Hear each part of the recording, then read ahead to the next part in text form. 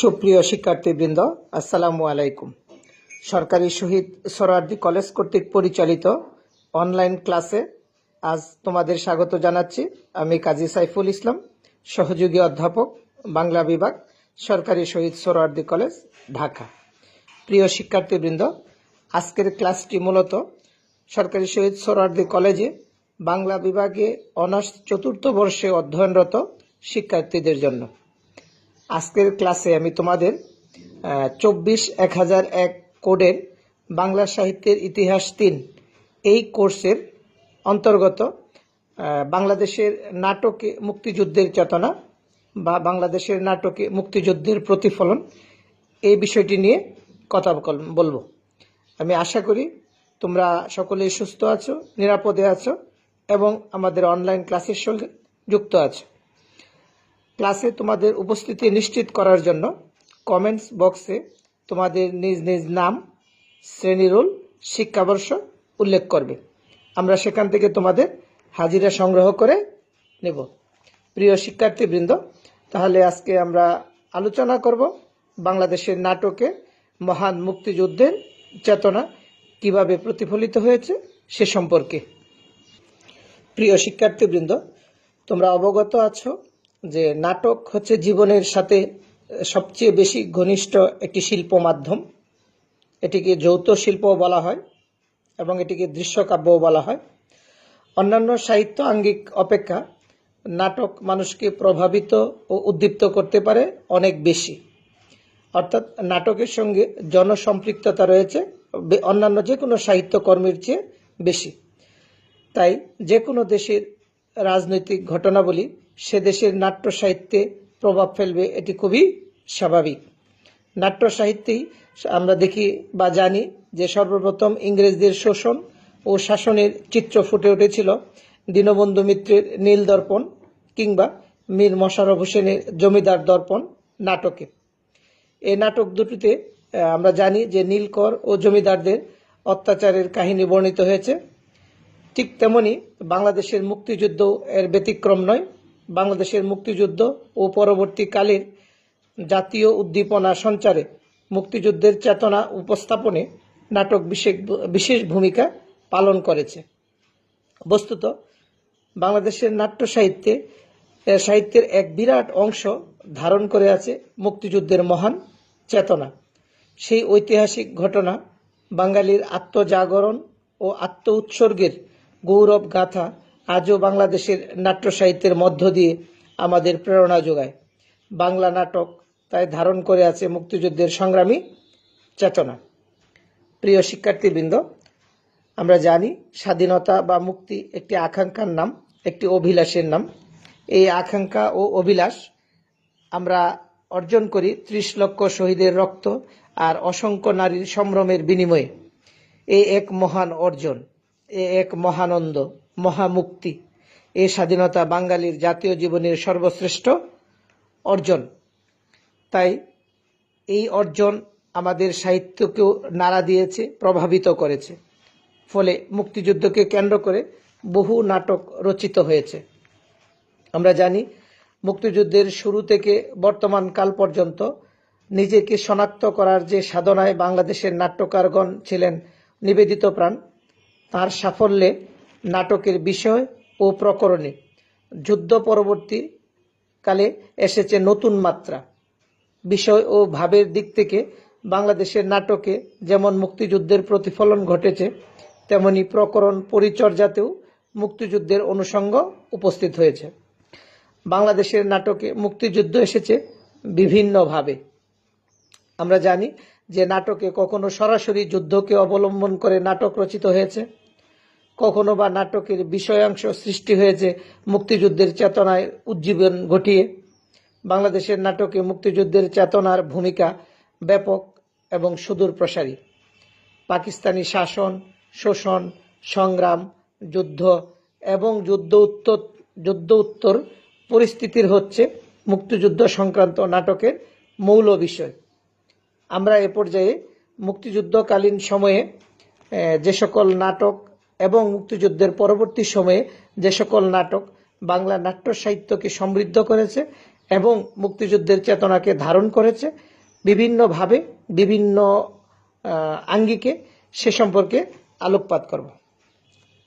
প্রিয় শিক্ষার্থীবৃন্দ, তোমরা জানো যে 1971 সালে মুক্তিযুদ্ধ চলাকালীন সময়ে স্বাধীন বাংলা বেতার কেন্দ্র একটি বিশেষ ভূমিকা পালন করে।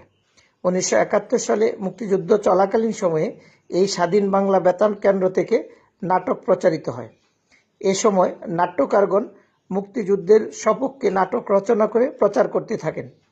এসব নাটকের মধ্যে উল্লেখযোগ্য হচ্ছে কল্যাণ মিত্রের জল্লাদের দরবার নাটকটি। এই নাটকে মুক্তিযুদ্ধের চেতনার কথা তুলে ধরা হয়, ফলে সংগ্রামরত মুক্তিযোদ্ধা ও দেশের মানুষের মনোবল বহুগুণ বাড়িয়ে দেয়। বাংলাদেশের নাট্য আন্দোলনে মুক্তিযুদ্ধভিত্তিক এসব নাটক এক নতুন ধারার সৃষ্টি করে এবং বাংলা নাটককে আরও বেশি জনপ্রিয় করে তোলে। এই নাটকটি, মুক্তিযুদ্ধভিত্তিক কল্যাণ মিত্রের এই নাটকটি যুদ্ধ চলাকালীন সময়ে নিয়মিত প্রচারিত হতো স্বাধীন বাংলা বেতার কেন্দ্র থেকে। প্রিয় শিক্ষার্থীবৃন্দ, তোমরা অবগত আছো যে 1971 সনের 16ই ডিসেম্বর, প্রায় 9 মাস রক্তক্ষয়ী সংগ্রামের মধ্য দিয়ে আমরা বিজয় অর্জন করি। আর এই 16 ডিসেম্বরে এই বিজয় অর্জনের পর নাট্যকর্মীরা নব উদ্যমে নাট্যচর্চা শুরু করেন। তখন রাজধানী ঢাকাসহ প্রায় সারা দেশেই অসংখ্য নাট্যদল গড়ে ওঠে। তাদের প্রচেষ্টায় দর্শনীর বিনিময়ে নাটক দেখার প্রচলন শুরু হয়। স্বাধীনতার চেতনা বাঙালি জনগোষ্ঠীর রীততন্ত্রের সাথে সম্পৃক্ত, ফলে সদ্য স্বাধীনতাপ্রাপ্ত বাংলাদেশের শত অত্যাচারিত মানুষের হৃদয়ে বেদনা নিয়ে নাটক রচনা জরুরি হয়ে পড়ে।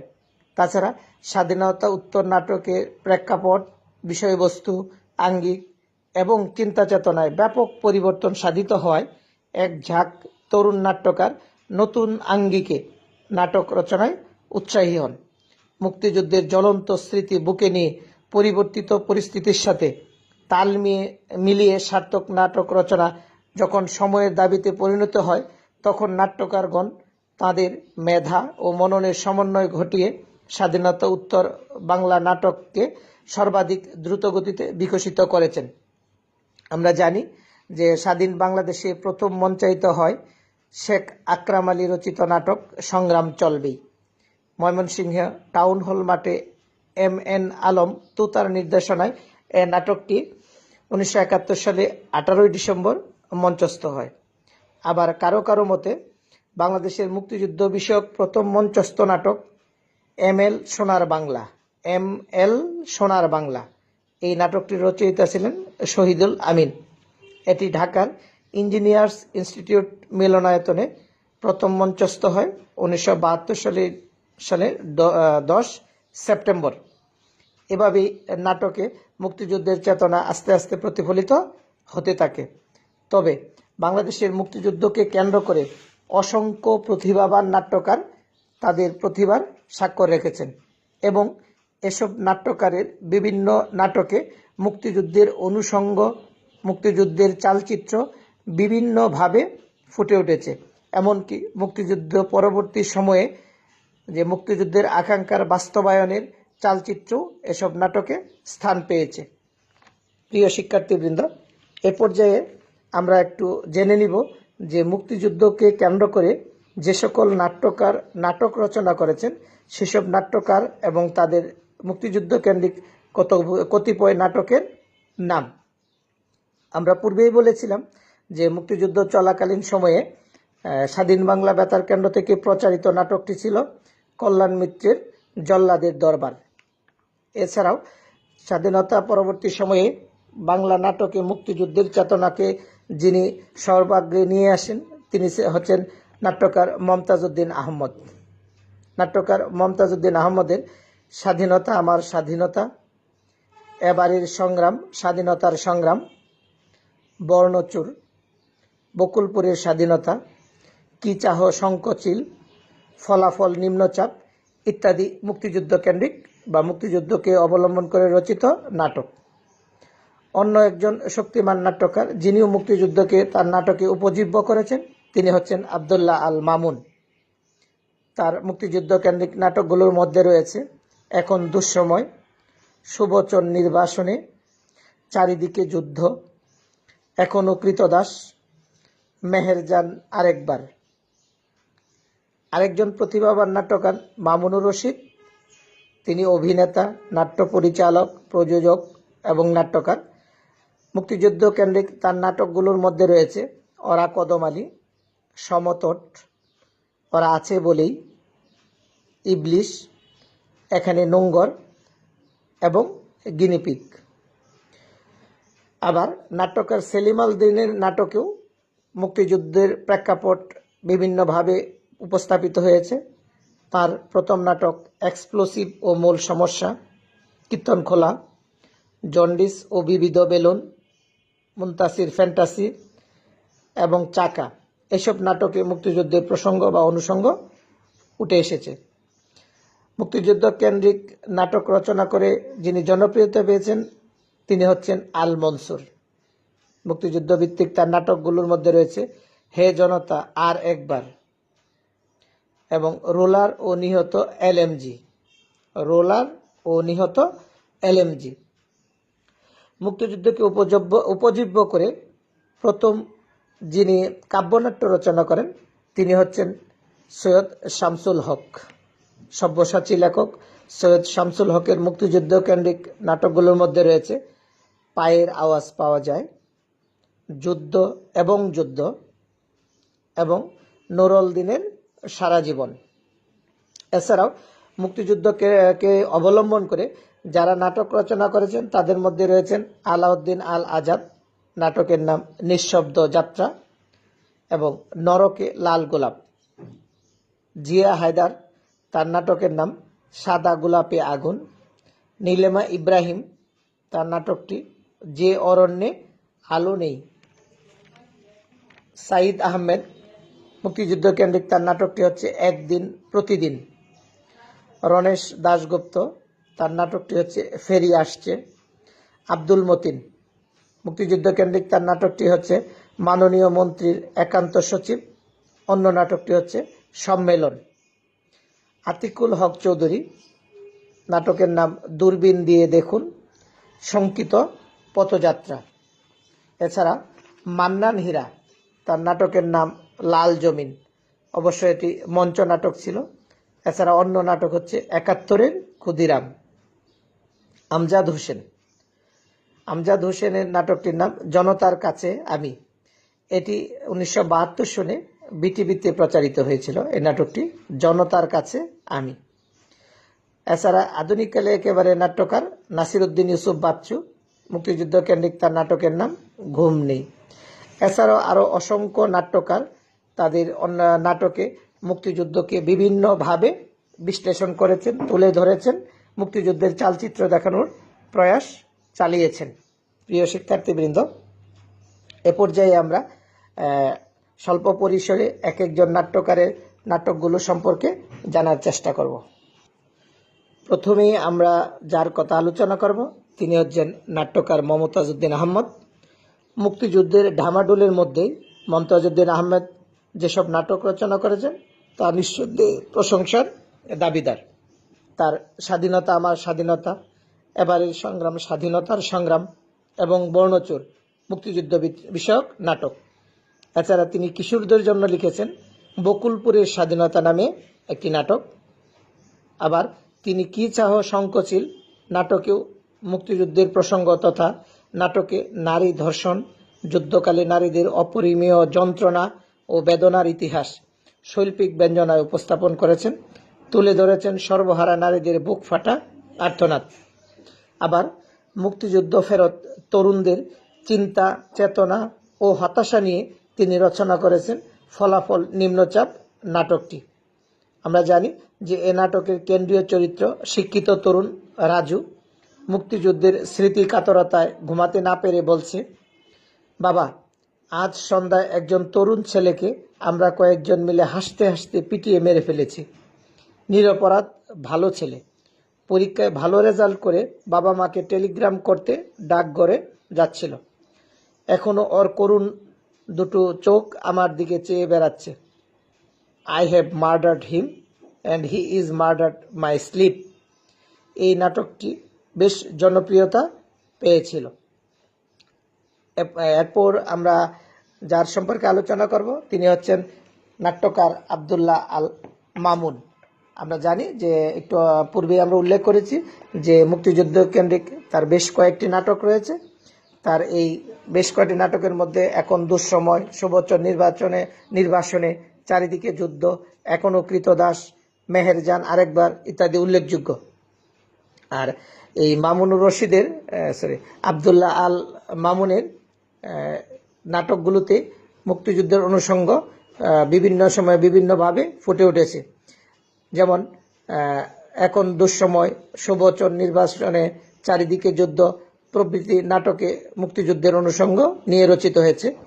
তার সুবচন নির্বাসনে এবং এখন দুঃসময় উভয় নাটকে যুদ্ধোত্তর সমসাময়িক জীবন চমৎকারভাবে চিত্রিত হয়েছে। নাটক দুটির চরিত্র সৃষ্টিতে, তীক্ষ্ণ জীবন বিশ্লেষণে এবং সংলাপ ও ব্যঙ্গ বিদ্রূপে এবং সর্বোপরি বক্তব্যের বলিষ্ঠতায় স্বাধীনতা উত্তর আমাদের নাট্য সাহিত্যে একটি নবযুগের সূচনা করেছে। এই সুবচন নির্বাসন নাটকের উল্লেখযোগ্য চরিত্র ছিল স্কুল মাস্টার।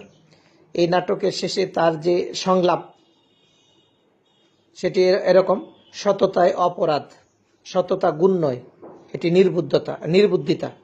আসলে ওরা কেউ তো অপমানিত হয়নি, অপমানিত হয়েছি আমি, অপমানিত হয়েছে এই সত্য। যুগের পর যুগ পেরিয়ে আমরা একই বুকে বাসা বেঁধেছিলাম। প্রমাণ হয়েছে আমি অপরাধী, আমাকে শাস্তি দিন, প্রমাণ করুন সত্য অচল হয়ে গেছে, জ্বলছে শুধু মিথ্যার হুতাশন।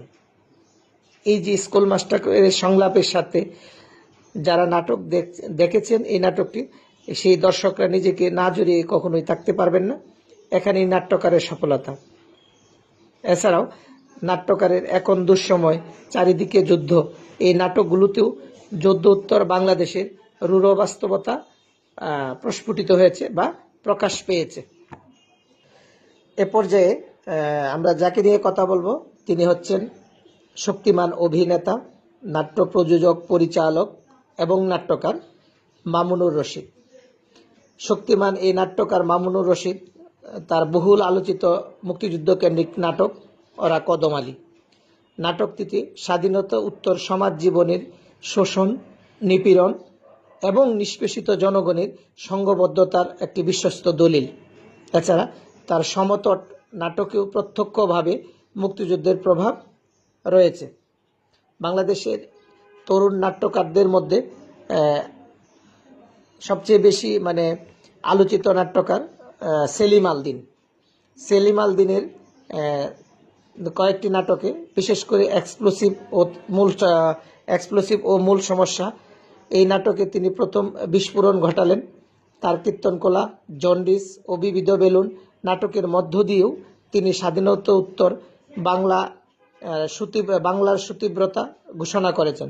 তাছাড়া তার মুনতাসির ফ্যান্টাসি, চাকা প্রভৃতি নাটক স্বাধীনতা উত্তর বাংলাদেশে আঙ্গিক ও বিষয় উপস্থাপনায় স্বতন্ত্র। ফলে তার নাটকগুলো জনপ্রিয়তা পেয়েছে এবং নাট্যকার হিসেবেও তিনি অমর হয়ে আছেন। প্রিয় শিক্ষার্থীবৃন্দ, স্বাধীনতা উত্তর বাংলা নাটকের আরেক দিকপাল নাট্যকার আল মনসুর। তাঁর রচিত হে জনতা আর একবার এবং রুলার ও নিহত এলএমজি প্রভৃতি নাটকে মুক্তিযুদ্ধের প্রভাব পরিলক্ষিত হয়েছে। এইসব নাটকে নাট্যকার দেখিয়েছেন যে রক্তক্ষয়ী সংগ্রামের পর স্বাধীনতা এলেও আমরা আমাদের ঈপ্সিত লক্ষ্যে পৌঁছাতে ব্যর্থ হয়েছি। ফলে নাট্যকার জনতাকে আরেকবার গর্জে উঠবার জন্য আহ্বান জানিয়েছেন।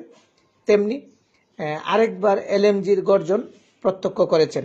অর্থাৎ আমরা যে প্রত্যাশা বা যে আকাঙ্ক্ষা নিয়ে স্বাধীনতা যুদ্ধ করেছি, বিজয় অর্জন করেছি, যুদ্ধ পরবর্তী সময়ে আমাদের সেই আকাঙ্ক্ষা পূর্ণ হয়নি, আকাঙ্ক্ষা বাস্তবায়িত হয়নি, বা আমরা আমাদের কাঙ্ক্ষিত লক্ষ্যে পৌঁছাতে ব্যর্থ হয়েছি। এই ব্যর্থতার জন্য সংগ্রামী জনতাকে আরেকবার গর্জে ওঠার জন্য, অর্থাৎ মুক্তির স্বাদ লাভের জন্য চেষ্টা করার জন্য, স্বাধীনতার প্রকৃত স্বাধীনতা অর্জনের জন্য তিনি আরেকবার বাঙালিকে জেগে ওঠার আহ্বান জানিয়েছেন তার নাটকের মধ্য দিয়ে। আমরা এর পর্বে যে নাট্যকার নিয়ে কথা বলবো তিনি হচ্ছেন সব্যসাচী লেখক সৈয়দ শামসুল হক। মুক্তিযুদ্ধের চেতনাকে অবলম্বন করে সবচেয়ে সার্থক ও মঞ্চ সফল নাটকের রচয়িতা সৈয়দ শামসুল হক। মুক্তিযুদ্ধ কেন্দ্রিক প্রথম কাব্যনাট্যটিও তারই রচনা।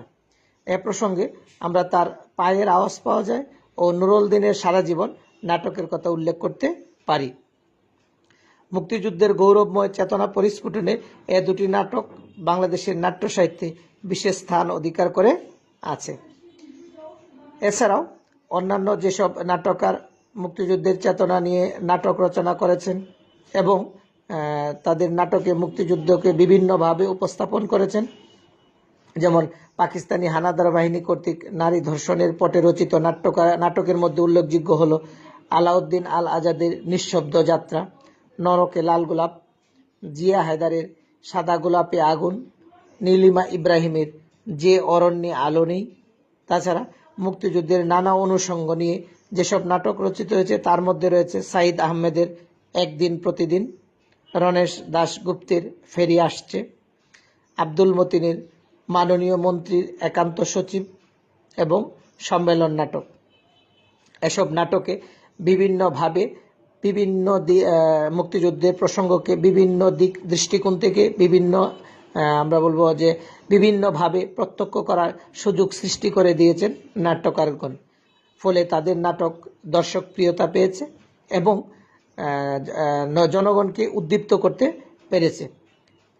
প্রিয় শিক্ষার্থীবৃন্দ, এই বাংলা নাটক বলতে মুক্তিযুদ্ধের চেতনাভিত্তিক বাংলা নাটক বলতেই আমরা মঞ্চ নাটক, টেলিভিশনে প্রচারিত নাটক এবং আমাদের যেগুলো টেলিভিশনে প্রচারিত হয়নি কিন্তু পাঠক প্রিয়তা বা পাঠক জনপ্রিয়তা পেয়েছে এসব নাটকের সমষ্টিকেই বুঝব।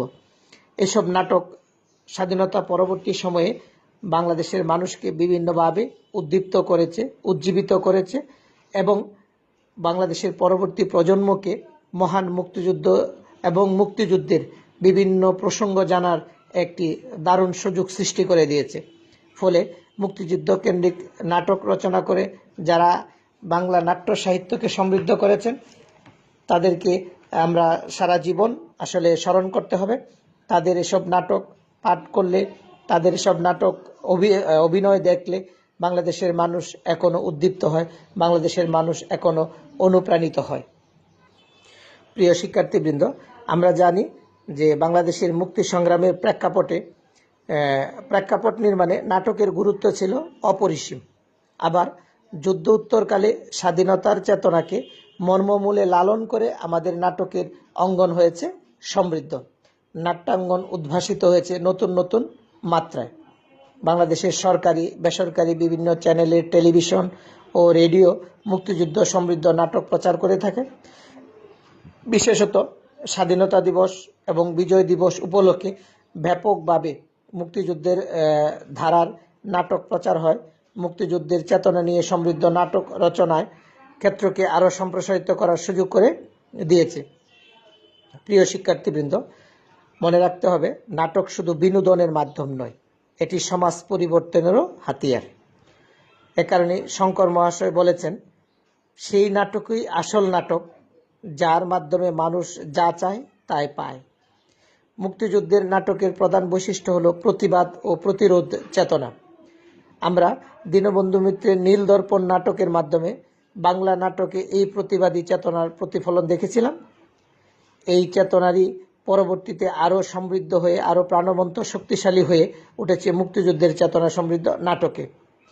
প্রাক স্বাধীনতা যুগের মৌসুমী এবং বিনোদনমুখী নাট্য ধারার পরিবর্তে বাংলাদেশের নাটকে যুদ্ধ পরবর্তী সময়ে বাংলাদেশের নাটকে দেখা দিয়েছে বক্তব্যধর্মী সমাজ সচেতন নাট্যধারা। সেই নাট্যধারাকে যারা সমৃদ্ধ করেছেন তারা আমাদের কাছে চিরস্মরণীয় হয়ে থাকবেন তাদের কর্মের জন্য। সকলকেই ধন্যবাদ।